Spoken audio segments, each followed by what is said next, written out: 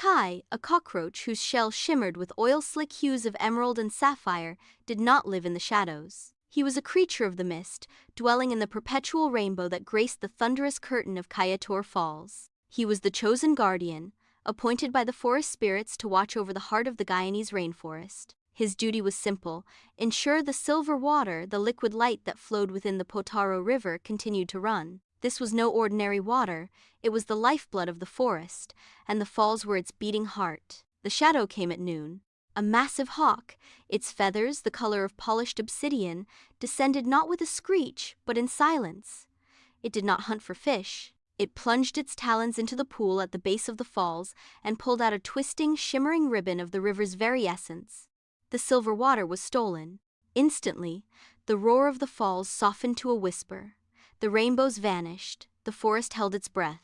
A spirit's voice, like rustling leaves, echoed in Kai's mind.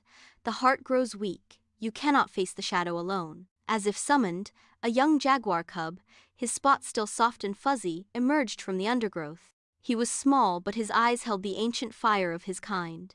"I am Jurai," he rumbled. "The shadow has stolen my forest song, I will be your strength." Their quest was a race against the darkening of the world. The hawk's nest was high on a sheer cliff face, an impossible climb for the cub, a perilous flight for the tiny cockroach against the prevailing winds. They devised a plan of perfect synergy. Jurai, with his powerful claws, began to climb the lower, rugged part of the cliff.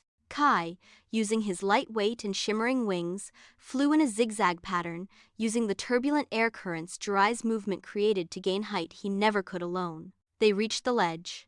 The stolen silver water pulsed in a tangled mass of thorns the hawk had woven into its nest. Jurai swiped at the thorns, but they were magically hardened.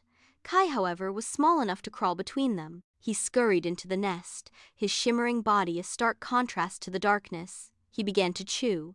With frantic, precise bites, he severed the thorny threads one by one. The hawk, sensing the intrusion, returned with a silent, deadly dive. Jurai, with a brave snarl, placed himself between the hawk and his tiny friend, his small body a defiant shield. It was all the time Kai needed. With a final bite, the last thread snapped. The silver water exploded free, a liquid comet that arced through the air and plunged back into the river below. The effect was instantaneous.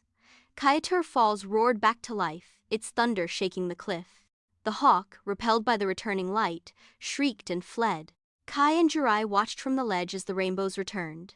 The forest song was restored. They were an unlikely pair, the shimmering guardian of the mist and the spotted protector of the earth, bound by a secret only the spirits and the thundering water would ever know.